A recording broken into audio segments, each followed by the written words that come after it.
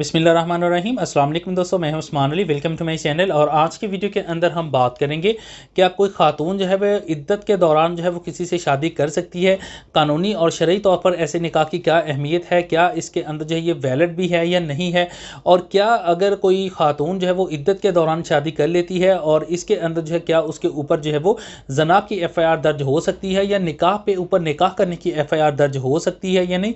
तमाम टॉपिक जो है वो इस वीडियो के अंदर हम कवर करेंगे। तो मौजू की तरफ जाने से पहले सब दोस्तों से गुजारिश है कि अगर आपने अभी तक हमारे YouTube चैनल को सब्सक्राइब नहीं किया है तो यहाँ वीडियो के नीचे एक रेड कलर का सब्सक्राइब का बटन आ रहा होगा, उसके ऊपर क्लिक करके सब्सक्राइब कर लीजिएगा और साथ बेल आइकन को भी दबा दीजिएगा ताकि जब भी हमारी कोई लेटेस्ट वीडियो आए तो उसके नोटिफिकेशन आप तक पहुँचते रहें।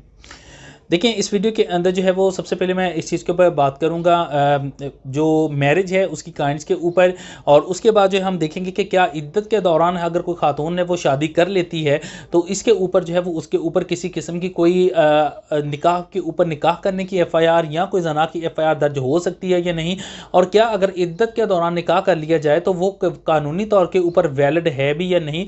इस तमाम वीडियो के अंदर डिस्कस करेंगे। मैं कोशिश करूँगा कि शॉर्ट वीडियो के अंदर जो है वो कम से कम वक्त के अंदर तमाम को एक्सप्लेन करूं, ज़्यादा डीपली नहीं जाऊंगा, सिर्फ अपने टॉपिक के ऊपर ही रहूंगा। सबसे पहले हम बात कर लेते हैं मैरिज की काइंड्स के ऊपर कि मैरिज कितनी किस्म की जो है वो होती है। इसके हवाले से जो है वो मुहम्मदन लॉ का सेक्शन 253 है जो कहता है कि मैरिज जो होती है वो 3 काइंड की होती है: valid, irregular and wide marriage. सबसे पहले हम बात करते हैं वैलिड मैरिज की। वैलिड मैरिज कौन सी होती है? जिसके अंदर जो निकाह के बेसिक असेंशियल्स हैं वो मुकम्मल हो। अब एसेंशियल्स कौन से हैं? इसके लिए जो है वो मुहम्मदन लॉ का सेक्शन 252 है जो कि एक वैलिड मैरिज के जो बेसिक असेंशियल्स हैं उनको डिफाइन करता है। फर्स्ट ऑफ ऑल है कि प्रपोजल एंड एक्सेप्टेंस होनी चाहिए एट द सेम मीटिंग, कि दोनों के जो लड़का है और लड़की है दोनों की तरफ से जो है वो ऑफ़र और एक्सेप्टेंस होनी चाहिए, दोनों का इजाबो कबूल होना चाहिए, और ये एक टाइम में होना चाहिए। ये नहीं है कि आज जो है वो लड़का एक्सेप्ट कर रहा है और एक हफ्ते के बाद जो खातून एक्सेप्ट कर रही है, ऐसे नहीं है, बल्कि एक ही मीटिंग के अंदर एक ही टाइम के अंदर जो है वो लड़का और लड़की जो है वो इजाबो कबूल करें कि उनको जो ये निकाह जो है वो कबूल है। इसके बाद जो है वो 2 मेल विटनेस या 1 मेल या 2 फीमेल विटनेस जो है वो होने लाजमी है। अगर जो है वो इसके अंदर 2 विटनेस है तो ये भी एक बेसिक जो है वो असेंशियल है एक वैलिड मैरिज का। इसके अलावा कंसिडरेशन, हक महर, जो कि निकाह के अंदर हक महर की सूरत के अंदर मौजूद होता है, तो हक महर का जो है वो होना ज़रूरी है। अगर ये असेंशियल्स मुकम्मल है, ये रिक्वायरमेंट मुकम्मल है, तो वो एक वैलिड मैरिज है और एक बिल जो है वो शरई और कानूनी तौर के ऊपर जो है वो एक वैलिड होगी और इसके अंदर किसी भी किस्म का कोई इबहाम मौजूद नहीं होगा। अब हम आ जाते हैं सबसे पहले वाइड मैरिज के ऊपर। वाइड मैरिज क्या है? जिसके अंदर ये असेंशियल्स ही मुकम्मल नहीं है। एक लड़की है, उसकी ज़बरदस्ती शादी की जा रही है, वो इसके ऊपर राज़ी नहीं है, तो ये एक वैलिड मैरिज नहीं है। 2 मेल या 1 मेल 2 फीमेल विटनेस उसमें मौजूद नहीं है तो वो एक वैलिड मैरिज नहीं है। या इसी तरह से जो है वो कंसिडरेशन, हक महर उसमें मौजूद नहीं है, तो इस सूरत के अंदर भी वो एक वैलिड मैरिज नहीं होगी। तो अगर ये जो 3 बेसिक में जो असेंशियल्स हैं अगर वो इनको फुलफिल नहीं करती हैं तो वो एक वाइड मैरिज होगी, यानी कि वो कला दम होगी। उसके वो एक निकाह अगर पढ़ाया भी जाता है इसके अंदर इनमें से कोई भी कमी मौजूद है तो वो एक निकाह कंसीडर नहीं होगा। अब बात आ जाते हैं इर्रेगुलर मैरिज के ऊपर। इर्रेगुलर मैरिज क्या होती है? कि जिसके अंदर कोई रिस्ट्रिक्शन मौजूद हो। बेसिक असेंशियल्स तो मुकम्मल हो रहे हैं लेकिन उसके अंदर कोई रिस्ट्रिक्शन मौजूद है। फॉर एग्जांपली हम इस वक्त जो है वो जो मेजर तौर के ऊपर जो है वो नॉर्मली तौर के ऊपर जो है वो जो मैटर्स हैं उनको डिसाइड करते हुए या मैटर्स जो हैं वो सामने आते हैं, वो सबसे ज़्यादा आते हैं वो इद्दत के दौरान के। बहुत से खातून हैं जिन्होंने इद्दत के दौरान शादी की है, वो ऐसी मैरिज जो कि इसके अंदर अब कोई भी खातून है वो अगर इद्दत के दौरान जो है वो शादी कर लेती है, इसके अंदर वो इसके जो बेसिक असेंशियल्स हैं मैरिज के प्रपोजल और एक्सेप्टेंस भी थी, दोनों का उन्हें इजाबो कबूल भी किया, एक ही टाइम के ऊपर गवाह भी मौजूद थे और इसमें हक बहर भी मुकर्रर हुआ, तो जो बेसिक असेंशियल थे वैलिड मैरिज के वो तो मुकम्मल हैं। लेकिन इसके अंदर रिस्ट्रिक्शन मौजूद थी। रिस्ट्रिक्शन क्या थी? कि अगर खातून है उसको कोई तलाक हुई है, डिवोर्स हुई है, या उसने खुला ली है, या उसका हस्बैंड जो है वो उसकी डेथ हो चुकी है, तो इस सूरत के अंदर जो है अब रिस्ट्रिक्शन मौजूद है कि उसने इद्दत पूरी करनी है। अब इद्दत के दौरान अगर शादी कर लेती है तो वो एक इर्रेगुलर मैरिज होगी, और जैसे ही इद्दत मुकम्मल होगी तो वो मैरिज जो इर्रेगुलर मैरिज है वो एक वैलिड मैरिज के अंदर जो है वो कन्वर्ट कर जाएगी। इसी तरह से अब्सेंस ऑफ विटनेस हो जाता है कि गवाह प्रॉपर मौजूद नहीं थे।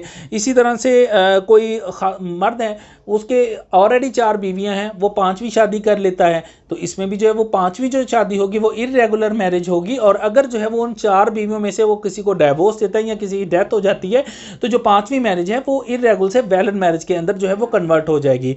अब यहाँ पर जो मेरा मेन टॉपिक है वो है इद्दत के हवाले से, कि बहुत सारी खातून जो है वो इद्दत के ऊपर जो है वो अभी मुकम्मल नहीं होती, उसके ऊपर जो है वो शादी कर लेती हैं। और इसके अंदर जो है वो अगर कोई भी शख्स है या खातून है, वो इद्दत के पीरियड के अंदर मर्द किसी औरत के साथ शादी कर लेता है, या औरत अभी इद्दत में थी, उसने किसी मर्द से शादी कर रही है, तो वो एक वाइड मैरिज नहीं होगी, यानी वो कलादम नहीं होगी, बातिल नहीं होगी, लेकिन वो इर्रेगुलर मैरिज होगी।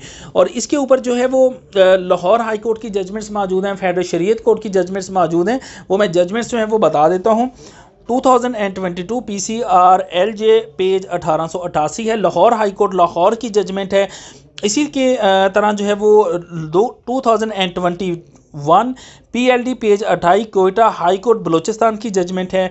इस तरह से 2020 PLD पेज 443 इस्लामाबाद की जजमेंट है। 2016 PCR LJ page 1475 Lahore high court Lahore की जजमेंट है।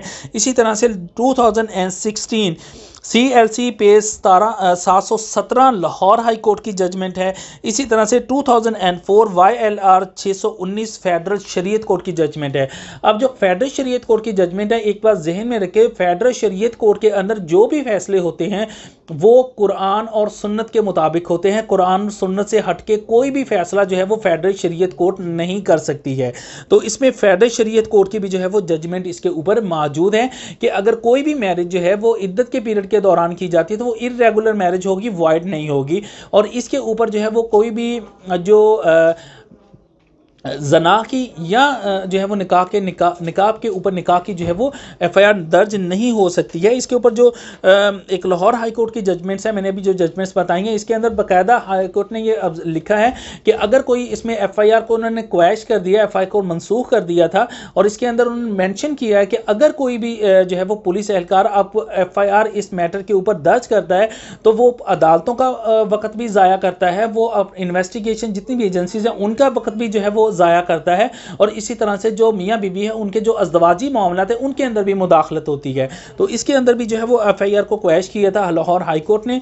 अब यहाँ पे हम बात जाते हैं उलमा इकराम से मुतल्लिक़। तो जो मैंने अभी रिसर्च की है इसके ऊपर, तो मेजॉरिटी के अंदर जो उलमा इकराम है वो इस चीज़ के ऊपर जो है वो डिनाई करते हैं, इसको वाइड मैरिज करार देते हैं, लेकिन बाज़ उलमा इकराम जो है इसके ऊपर इसको इर्रेगुलर मैरिज जो है वो करार दे रहे हैं। अब मैं यहाँ पर किसी भी उलमा इकराम का नाम नहीं लूँगा, आप इसके ऊपर जो है वो नेट के ऊपर सर्च कर सकते हैं। तो इसके ऊपर जो है वो लाहौर हाई कोर्ट की भी जजमेंट्स मौजूद हैं। मैंने आपको मुहम्मदन लॉ का भी मुकम्मल जो है वो सेक्शन जो है वो डिफाइन कर दिया है, और इसके अलावा फेडरल शरीयत कोर्ट की भी जजमेंट जो है वो मैंने आपको बता दी है। और ऐसे में कोई भी जो है वो शादी अगर कोई इद्दत के पीरियड के दौरान की जाती है तो वो इर्रेगुलर मैरिज होगी, वाइड मैरिज नहीं होगी, वो कलादम नहीं होगी। और इसमें अगर कोई बच्चा जो है वो पैदा होता है वो भी जो है वो वैलिड होगा। इसमें जो है वो इस मौजू से मुतल्लिक़ अगर आपका कोई फर्दर सवाल है तो आप वीडियो के नीचे कमेंट करके पूछ सकते हैं। थैंक फॉर वॉचिंग एंड अल्लाह हाफिज़।